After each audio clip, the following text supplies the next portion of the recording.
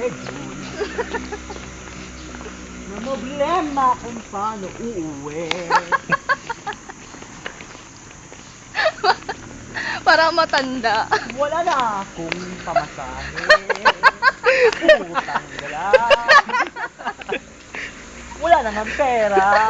Wala pang cellphone. Ay! Diyos ko, bakit ganito? Pinaparusahan niyo na ba ako? Ano ba naman ito? Ang sakit naman ang ginawa mo. Wala akong pamasahe mamayang hapon. Paano na ako papasok? Kauni, ba't ka na yung ulo mo? Wala namang ganyan. Kurang naman. Harap ka dito, Tol. Sigaw ang Darna. Sana! Buti ka naman sa gasaan.